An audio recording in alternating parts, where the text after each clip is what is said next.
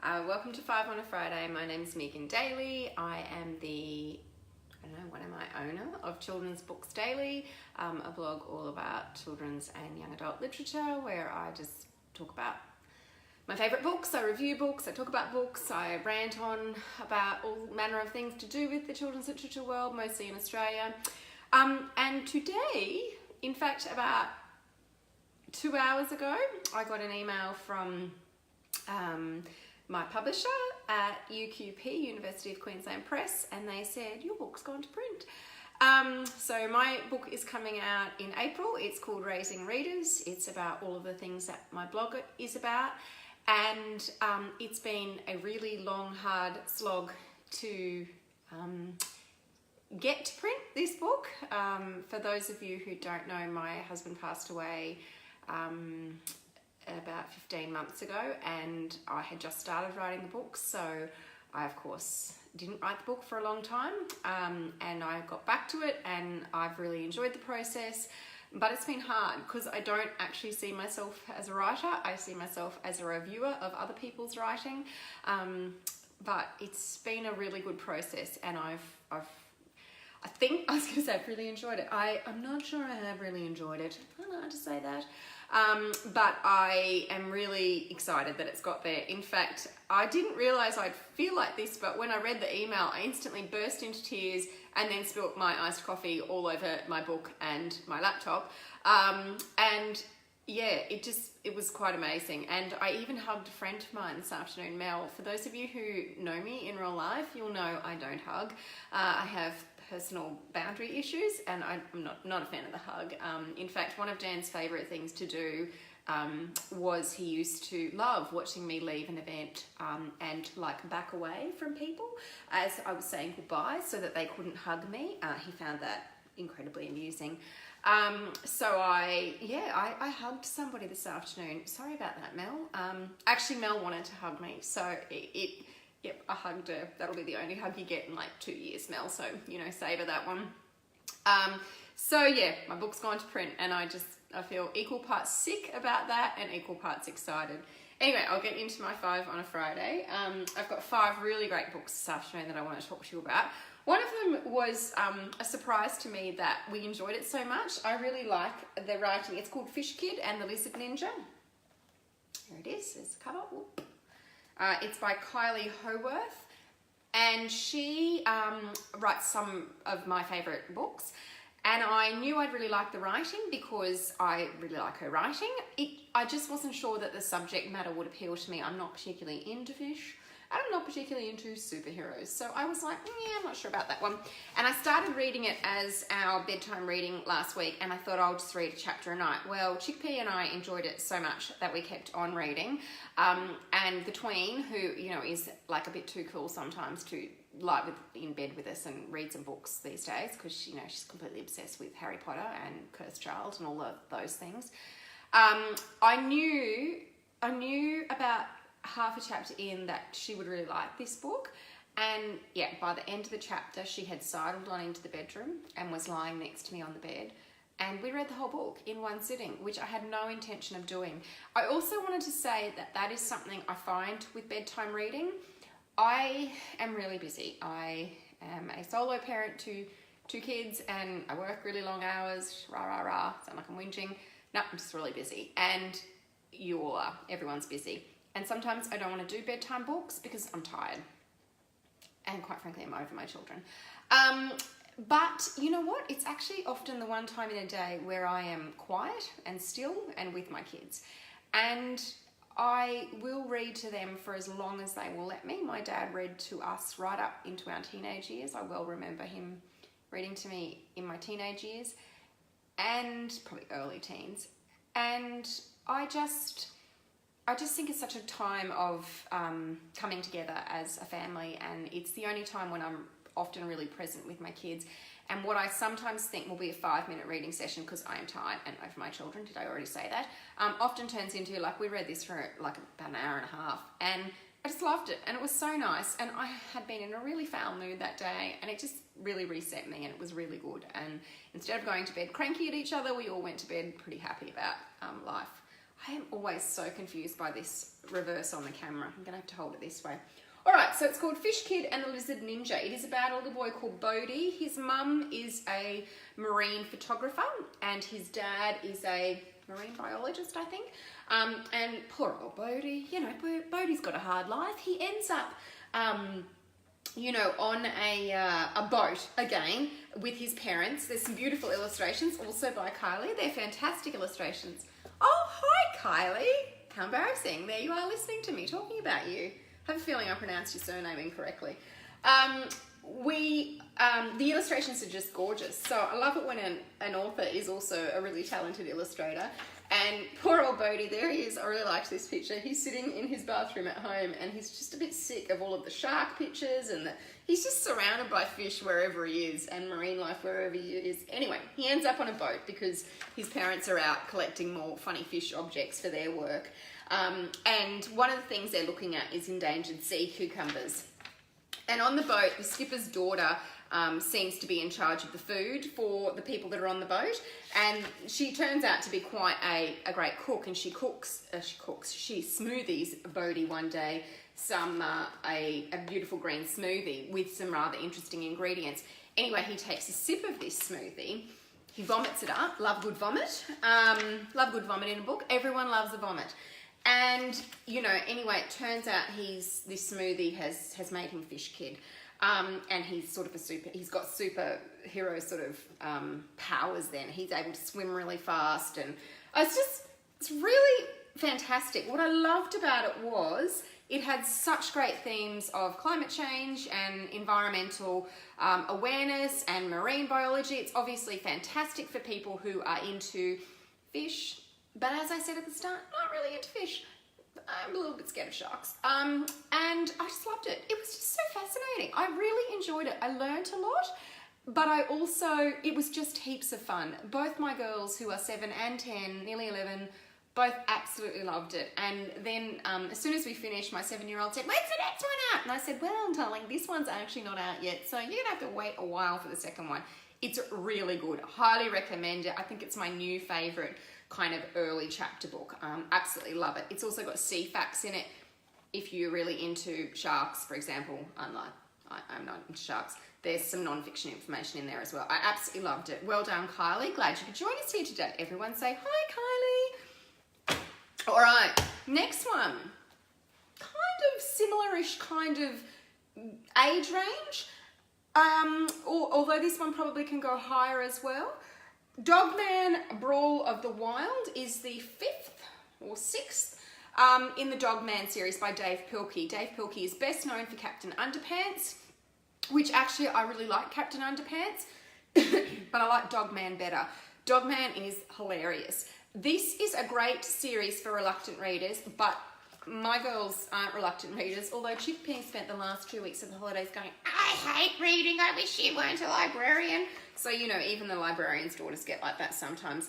But this is a series for reluctant readers, but also kids that just want a little bit of a break from text-heavy books and want to get into a graphic novel. I also think graphic novels are important for increasing visual literacy, so I recommend that they're part of a good balanced literary diet. The Dogman premise is a bit superhero-ish as well, well, very superhero-ish as well. There's been an accident between a police officer and a criminal and his dog. They're in the hospital and they decide to take the head of the dog and the body of the police officer, sew them together, and they create Dogman, who has superhero kind of powers. Each story, like, they are sequential, but you can absolutely read them out of order. So this one's the 5th or 6th, and it doesn't matter if you read this one first and go back, because it gives you a little bit of an idea of what happens at the start of each book. What I really like about these is obviously the visual literacy aspect of it, but they're actually incredibly funny books as well. I laughed and laughed. I was actually just laughing about something else again last night. I'm not going to bother trying to find it now, but it just makes me laugh. These books just make me laugh. They're very clever. They remind me a little bit of, did anyone like The Simpsons? I used to love The Simpsons. And they're sort of written on 2 levels, so the kids will get it, but you as an adult will just laugh and laugh as well. So it's just a really great series for everybody. It's also got this fun thing called Fliporamas, where you can, it tells you where to put your finger and your thumb, and then you flip the pages backwards and forwards, and it looks a little bit animated. So I like the idea of incorporating that little idea of animation in the books as well, and I can see Jackie Childs on there now, and she would have something to say, no doubt. Hi, Jackie. Jackie would have something to say, no doubt, about how you could turn that into a coding, robotics, technology type activity, because Jackie likes to do that and is very good at it. Jackie, for those of you who don't know, is my teaching partner. Her hashtag on Instagram is best teaching partner ever, and she runs the very successful blog Tinkering Child. She's well eclipsed me. She's pretty amazing. All right, next book is Polly and Buster by Sally Rippon. Now, most of you would know Sally Rippon. If you've got young kids, you would definitely know Sally Rippon. She's Billy B. Brown, Hey Jack author, but she's so much more as well. She's written some astonishing books. I devour everything that she writes. She just writes with a really light touch. Her books have a real lightness to them, but there's also a depth there, which at first glance, sometimes you would think something like a Billy B. Brown's not particularly literary, but there's a real depth to Sally's writing, and I think that's a real gift that she can write for really young people that are just starting out on their reading journey, but still make it quite literary and full of depth and heart and warmth. I love that about her writing. Polly and Buster is like, honest to goodness, my favourite series for sort of 7 to, I'm saying 11-year-olds of the last year. So the first one came out, I think, last year. This one, or maybe the year before, this one came out last year. And I believe there's a third one coming out in 2019. Polly is a witch and Buster is a monster. And in this world, monsters and witches are kind of mortal enemies and shouldn't be together. So in the first one, Polly and Buster talk about Buster is a very emotional monster, and it's a beautiful story, the first one. And then the second one, which I've just finished reading, it's just, again, so beautiful. It's about a group of witches that decide to start a movement, really getting rid of monsters almost, and they kind of have to save, they have to save themselves, they have to save everyone else, and they just want their friendship to be recognised. It's a beautiful story about friendship, feelings, so many things are explored. And again, as with Kylie earlier, Sally Rippon has actually illustrated these ones, and the illustrations are just gorgeous. I really like them. They just add that little bit more to a chapter book for little people. Like with some of her other books, a lot of the words are highlighted, some of the sort of important words, like smiling at her goofily. That's a great word, goofily. And I love this one. Actually, I really like this one. The fizzy excitement of their last ride. Fizzy excitement, that's great. I'm going to use that phrase one day. Don't know for what. She just does a great job. I think her designer, I was going to say stylist. I don't know, maybe you have a stylist, Sally Rippon, I have no idea. But her book designer does obviously a really good job, I assume, working with her in working out what words are going to be highlighted and just the whole feel of the book. Like, I love this interspersing of illustrations throughout the text. These books have just got such a warmth to them. They're just beautiful.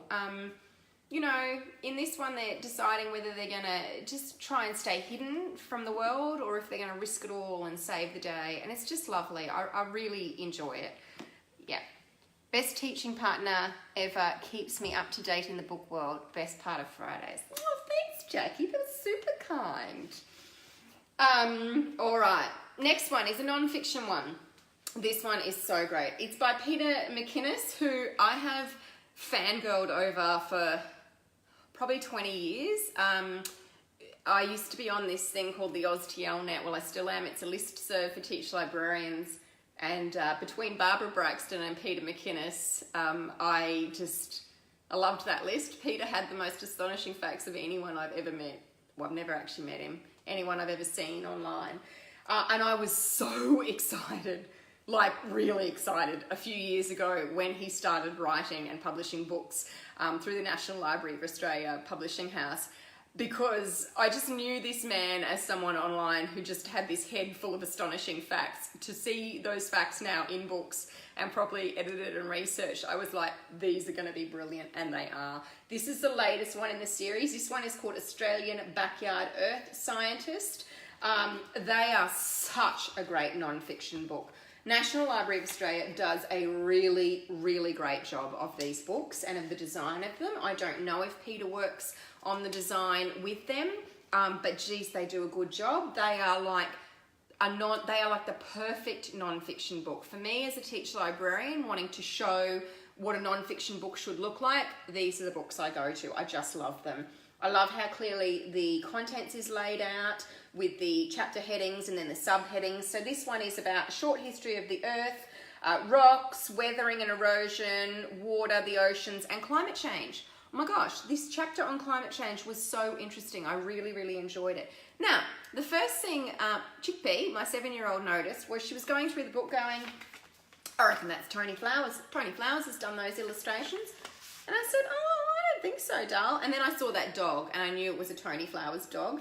And I loved that she could recognise the work of one of her favourite illustrators, Tony Flowers, in these books here. He does great dogs. She was really disappointed. Tony, if you ever watch this, Chickpea was incredibly disappointed there was no farts in this book. Tony taught Chickpea how to draw a farting guinea pig once at a literature festival, and she's never forgotten that. It was one of the highlights of her life. This is such a clever book. It's just got such great information about all sorts of things to do with weather and climate change and rocks. It's got fantastic illustrations. It's got great, I was going to say speech bubbles. What are they? Captions on all of the illustrations. And it's got projects that you can do either at home or at school.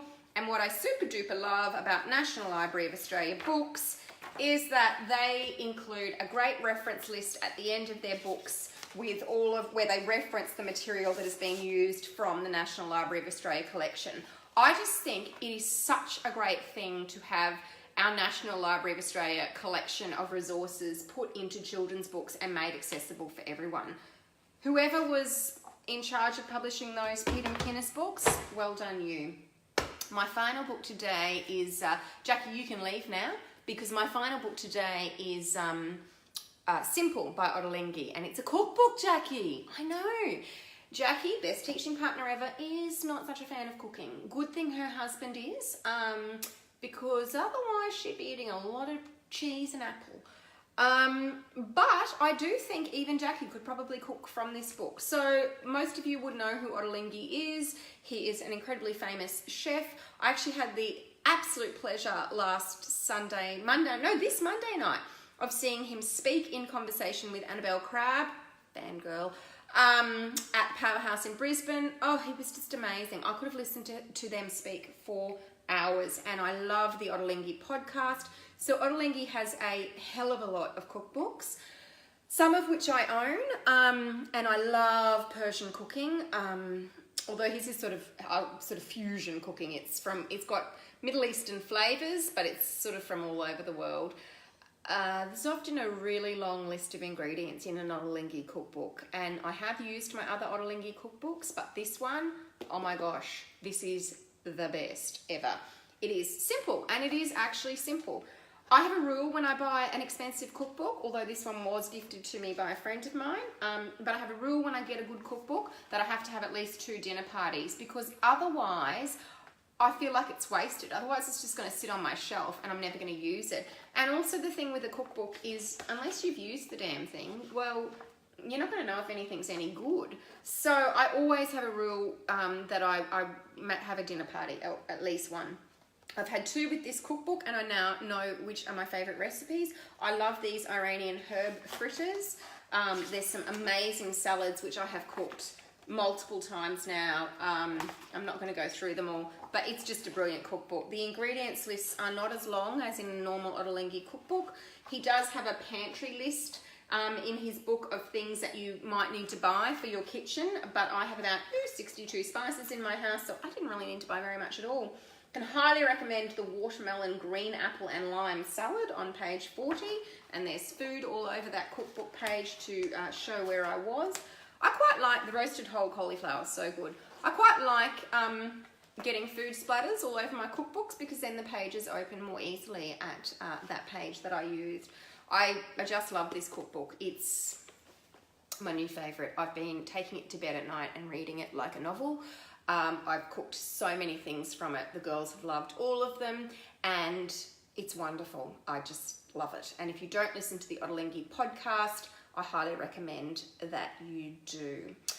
Speaking of podcasts, I listened to Annabelle Crabb's and Lee Sales' latest Chap 10 Looks 3 today. Great. There sounded like some great things, to great art exhibitions in that one, and the next few ones are going to be about their books that they read over the summer holidays. And another podcast that I absolutely adore and just I listen to it religiously is So You Want to Be a Writer, by the Australian Writers Centre, and it's Alison Tate and Valerie Khoo. And I didn't even really want to be a writer when I first started listening to that podcast. It's just this beautiful wrap up every week of what's happening in the Australian world of literature, adult and children's literature. You don't have to be a writer at all to listen to it.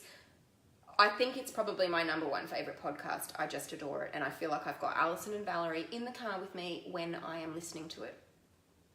Oh, how embarrassing. Alison Tate's on here. Hi, Alison. I was just talking about you and your podcast. I love it. Thanks for doing it. Anyway, thank you all for coming on. That was a completely unintentional shout out, Alison. I wasn't even going to give you a shout out. I was just thinking about podcasts I like. Thank you for coming and joining me today for 5 on a Friday. I have one last thing to show you. I ordered for school a couple of these sets of the new stamps, which you probably saw on my social media this week. This is the Australian Legends series, and the latest one is children's authors, and I love it. And there's this beautiful YouTube clip where all of them are interviewed, and it's just, it made me all teary. I had dinner with Lee Hobbs a few years ago when he was in Brisbane, and I remember saying to him, seriously, how much further could your star rise? You are just, so famous these days. And now his head is on a stamp, so I think he rose a little bit higher. Well done, Lee, and Morris Gleitzman, and who else is on there? Alison Lester, Sean Tan, and Men Fox. The stamps are beautiful, and I'm doing an author study with grade 3 on all of these authors and looking at the stamps. So I thought if there was any teachers or teacher librarians out there, that might be a nice thing to pick up. There's also a cute set of postcards that you can buy. All right, and for those of you who missed the beginning, I had an email about 2 hours ago that my book has gone to print in Melbourne. I feel equal parts like I'm going to vomit, and equal parts like I should have a glass of champagne, except I have none in the house, which is probably a good thing. Yeah, I feel sick. Anyway, my book's gone to print, and it'll be here soon. The delivery man arrived just after I got the email, and he said, "How's your day been?" And I said, "Pretty crap, actually." I said, "But I've just got news that my book's gone to print."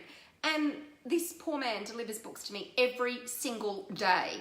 And I said, "So soon you'll be delivering my book." So I feel like it's very apt that you're the first person in the world that I tell. So I really like my delivery man, and my driveway is really, really long. So the poor man has to walk up it all the time in the heat. So yeah, I told the delivery man, and now I've told all of you. Have a lovely weekend, and I'll see you next Friday, hopefully. I have no idea how to end this. I actually don't. Does anyone know how to end this? I am so bad at these. I'm going to have to bring you all over closer. Why does this happen to me all the time? Oh, look, there's a button there. It says finish. There's all Dan's Rangers Apprentice books up behind me. Okay, have a good weekend.